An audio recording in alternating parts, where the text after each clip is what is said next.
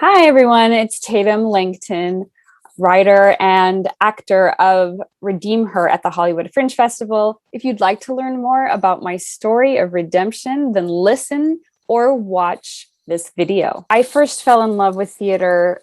I don't know if I would call it theater. I was in sixth grade when I first did my first play, and and we just acted in the classroom, but we set up, we built a set, and every involved, it was really fun. But I remember distinctly just having that feeling of this is something that I could do, and I was really excited about that prospect. About I was always a really shy kid growing up, and acting kind of presented itself as something that where I could just kind of be me or be someone else and no one could judge me. So that was like my first taste as far as acting on a stage for other people, and being separated to me from judgment, really. And then it probably wasn't until junior high when I saw like the high school production, where it was like this actual huge production of The Wizard of Oz, that I was just like, oh my gosh, it was just like this magical, it just seemed like such a magical place to be up on that stage. And I, yeah, I think that's where I fell in love with it. I just could not, I knew that I had to be a part of it. I think that I am still falling in love with writing. I again, from a young age, I think just there was this one day when I just thought to myself, like, I think I can do that, and started writing poems and short stories. But I never really allowed myself to go fully into it. I was an English major, so I did do a lot of writing. But as far as creative writing, and I I think I was always very apprehensive when it comes to writing my own show. I just knew that it had to happen. And I think this is the first time actually that I committed hard to something, to writing something this large for myself. And I think that I probably became obsessed with it in this process. My parents definitely would think so, because I just had to get it done. There was just a story in me that I've been wanting to tell for years, and I knew that this was the opportunity. And so it's easy to become obsessed when you're like, no, no, no, no, it has to happen now. So yeah, that's what I would say, is that's almost out of like necessity, I became obsessed with it. The theater experience is such a beautiful and unique experience, because you just have that live aspect. And I know several friends who have done, who have or without an audience, which is so crazy to me.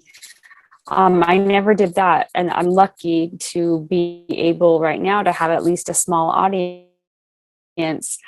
But having that feedback live is electrifying. I mean, it's just, I think that we forget sometimes as artists, because we create in a little box, oftentimes, that when you add the audience element, which is basically us sharing our art, and you're able to see how your art affects people in real time, it's magical. It's like, to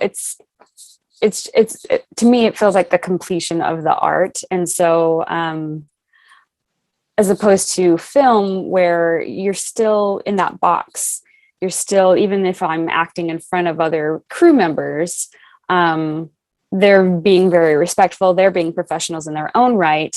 And so we're all just creating this thing that we will, eventually, hopefully, hear that people are enjoying, but we're not in their living rooms with them per se, watching them enjoy it. So theater is just, you kind of get it all. You get all of that experience in one moment. I first heard about the Hollywood Fringe Festival back in 2018. I auditioned for a small production, ensemble production called Yellow Wallpaper, directed by Denise Barrett. And she'd written it, and I resonated with that one because I knew that story, Yellow Wallpaper. It's a short story. I knew it from high school. And so that was the first time that I had been a part of the Hollywood Fringe Festival. And I instantly just fell in love with it. The community is amazing. They're so uplifting and supportive. And you get to meet all types of people from that are sharing their stories and have just such unique stories. And so I knew that I loved Fringe. This year, I had been thinking about writing a solo show, but nothing was coming out whenever I was writing. I just couldn't find what I was looking for when it came to writing a solo show, because that writing a solo show is a very unique experience. It's unlike anything I've ever written, especially because you're just writing for yourself, but you're trying to be a million characters. And but back in March, I was attending one of the Soaring Solo Artist free, Jessica Lynn Johnson, who runs that. She has like these free workshops that she does. And I was attending one on Zoom, and it just clicked. I wrote something that I was like, oh my gosh, here it is. And she had mentioned that day, she said, if you want to put a stake in the ground, Hollywood Fringe Festival is in August this year. And it would be a great way to put a stake in the ground to get your project done. And knowing me, I needed that stake in the ground so I could actually focus and have a deadline. So I just said yes. And really, I didn't start until the end of March writing this particular one-woman show, which is, I've learned, a pretty fast turnaround. But I was determined to be a part of this Fringe Festival just because I wanted to make sure that I got my project done and didn't drag it out too long. Broadwater, I heard about the Broadwater Theater through Jessica Lynn Johnson. She is an amazing director and developer of solo shows. She does have her Soaring Solo Artist community. And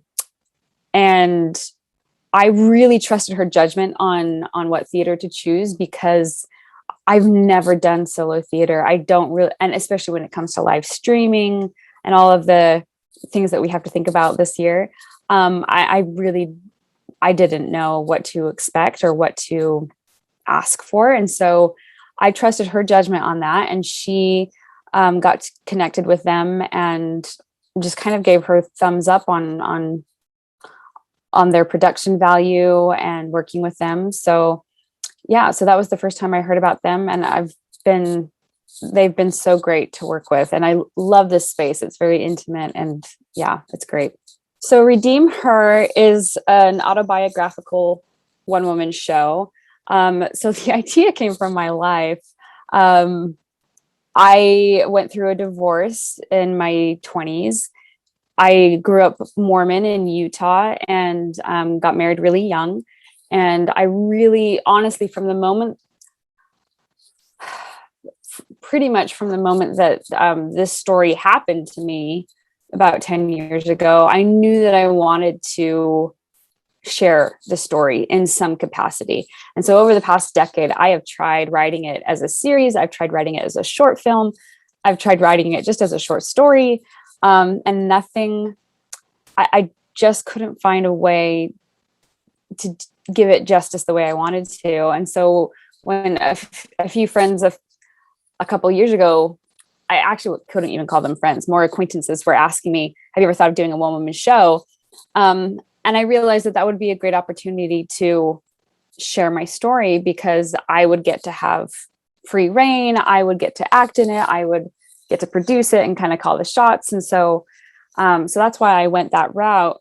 But REDEEMher, the reason I had to tell this story is I think it really kind of shaped, it definitely shaped my life and where I am now. But I think we all have moments in our lives when we realize that there's like a theme running through our lives, that there's something that we are very much aware of. And for me, especially after this event in my life, I realized that this redemption theme was something that I believed in, that I believed in for everybody. I believed in, I mean, growing up in a religious background, of course I'm Christian, so I believe certain things about forgiveness and the atonement and that kind of thing. But I realized that I was looking at it through a lens of just being like this pious religious person, instead of a lens of just being non-judgmental and loving and compassionate.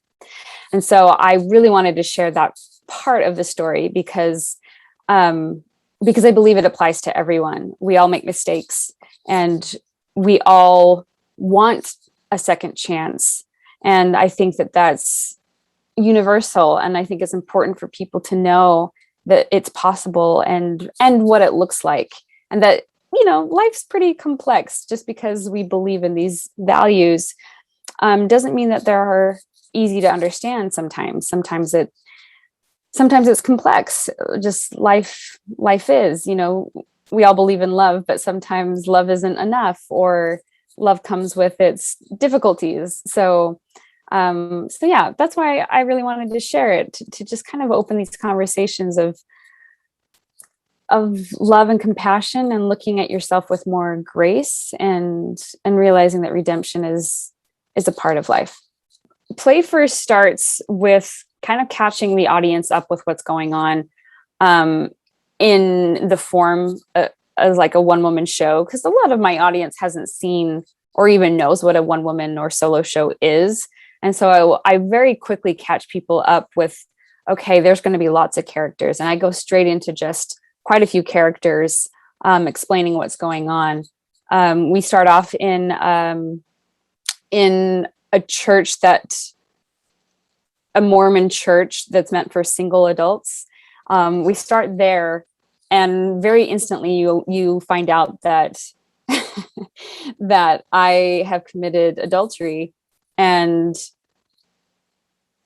the question is asked kind of, how could someone judge me because of that? So that's within like the first, few minutes that you find that out. So I kind of already put forth at the beginning the issue. So you don't find out, halfway through. You already know from the beginning what's the issue is. And then kind of I take everybody through the arc of how I got there, and kind of making the judgment as I discover for myself, how is it that I could have wound up here? I invite the audience to kind of go with it through me and judge for themselves what that means, how a person could come to that point, and then are they worthy of being redeemed? So yeah, that's kind of the arc that you follow. I really hope that the audience gets, so my favorite kind of writing is when there is a little bit of dark humor. I don't know why, but I'm just attracted to it. And I love it when an audience can laugh and cry almost instantaneously. I just, maybe it's because I just love that sensation myself. When you can laugh at a situation and at the same time feel deep compassion. And I think that those are the most moving moments in life. And so I hope that happens. And so far I had my preview on Saturday, and so far that seems like it is happening, which I'm grateful for. But as far as like what the audience gets out of it thematically, I really do hope that they have more compassion and grace for themselves, but also for the world around them. I think that especially right now, there's just so much going on. We're all under so much stress that I think there are a lot of us that are demanding out of our world these absolutes, or, something that's just, absolute, instead of realizing how complex the world is. And I hope that people see from my show how complex the world is, and have more grace and compassion for not only others around them, but even for organizations and religions and people and that are trying to figure it out themselves. Like we're all just trying to figure out this complex life and how to navigate it. And it's difficult. It really is. I love the Hollywood Fringe Festival, and I really hope that people come to see my play at the Fringe Festival, because this is its world premiere. This is the first time I have put this show up. It's right now, it is in its raw infancy, and there's something so special about that. I've already felt it in my preview. This is me sharing the story really on a wide scale for the first time. And I don't know about, everyone, but I definitely feel this excitement when I get to see something for the first time, when I get to say something like, I saw it when it was at the Fringe Festival or at Hollywood Fringe Festival. I saw it when she first premiered it. Because I am taking this beyond the Fringe Festival. I'm excited to be able to do that. But I think there's just a special quality right now because it's so new and fresh that I highly recommend seeing it now, because it probably will change over time. I already have little things that I just want to add or, whatever. But right now it is what it is. And I think it's really special for people to see now. So I have already performed a preview of my play for the Fringe Festival, which was lovely. I honestly don't think it could have gone better. And what I was looking forward to, honestly, for that first performance was just finally doing it. I think all of the, what I don't think that most audience members realize is all of the work that goes into it, especially since I only started really putting work into this in April. And then really in June. A lot of focus has gone into creating this play. So for me, it was just kind of this release when I finally performed it to be like, okay, it's out there. Now I can relax because I know that I did my best, and I know that that this is what it is for now. And what I'm looking forward to in performing these last few shows. I'm looking forward to now doing it with just a little bit more relaxation and letting the audience take from it what they will. But yeah, I always just look forward to sharing it with people. I love hearing their reactions. I love hearing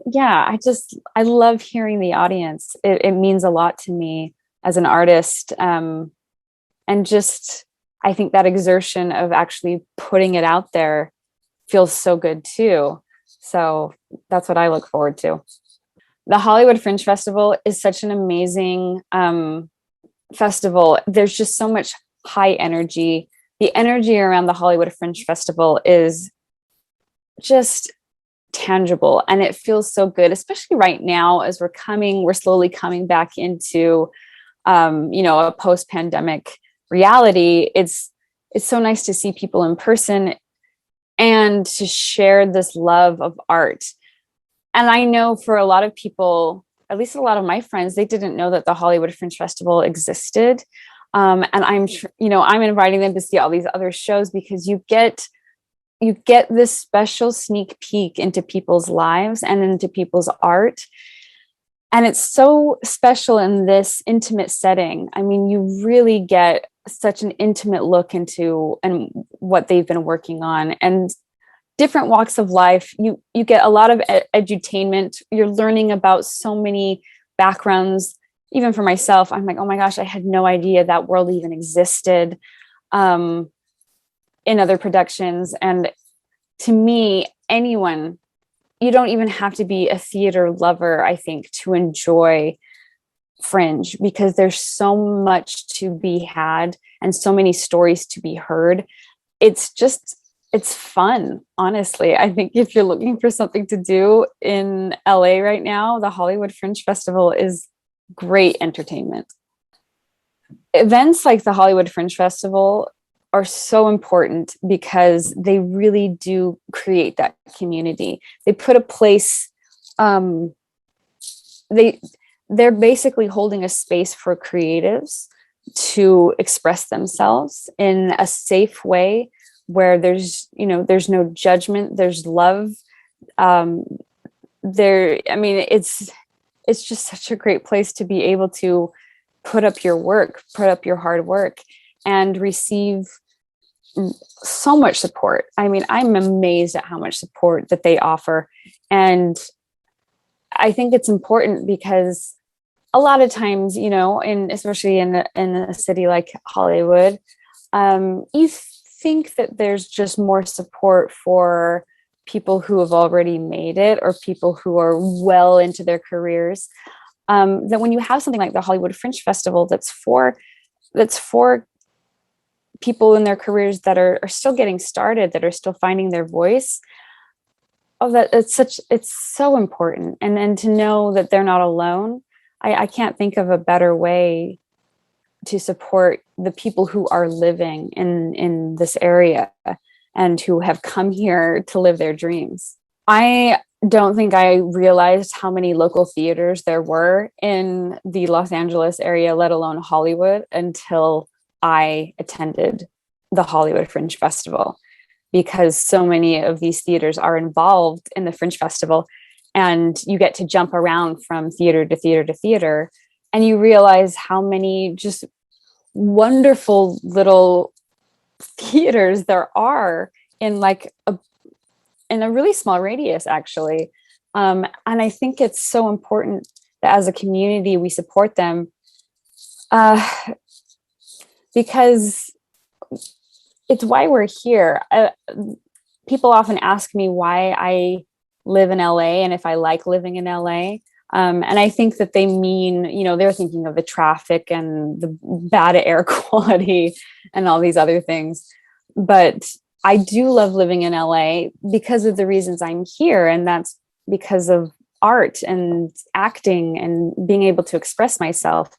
And without local theaters, that would be really difficult, because they do provide a space for me to present my work, for me to, I mean, I've used local theaters to produce my own plays. I've used local theaters to put on sketch shows, to do stand-up comedy.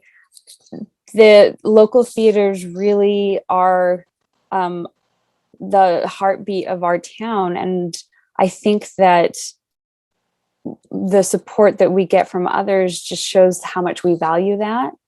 And I hope that we continue to value that, because that's why a lot of us are here.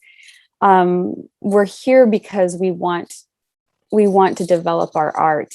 And there's just no better way to do that than in a space, you know, that has it all. And you don't have to worry about lighting, and you don't have to worry about all these other things.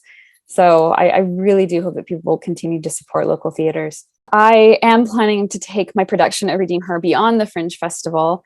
As I've been in this process of creating this show and taking it to Hollywood Fringe, I realized through the community that there are so many other opportunities past the Fringe, and that the Fringe is such a great place to start. It's kind of known for that. It's known for, you know, you kind of test it out and see how people react. So my goal is to eventually have it at the Edinburgh Fringe Festival. That would be my dream. I've always wanted to be at that festival since college. And now I feel like I have like the vehicle to take me there. So I basically have a year between now and then, and I just plan on going from festival to festival until I reach that one. And yeah, that's the trajectory that I see right now. What I would love to say about REDEEMher is that it's definitely a dark humor, dramedy, comedy, drama, just this wonderful, to me, piece of art that will get you crying and will get you laughing. So I really hope that people come and enjoy it and learn something new about themselves. It's definitely not just for a religious crowd or a Mormon crowd. You'll learn a little bit about that, but you'll also probably most definitely be able to apply this story to your own life. Because I think it's a pretty, we all have been in a relationship, so I think we can all relate. If you guys enjoyed this conversation about REDEEMher at the Hollywood Fringe Festival, please come watch it. You can watch it in person or on live streaming. You just go to hollywoodfringe.org and get your tickets there. again, it's called Redeem Her, and I hope to see you in person.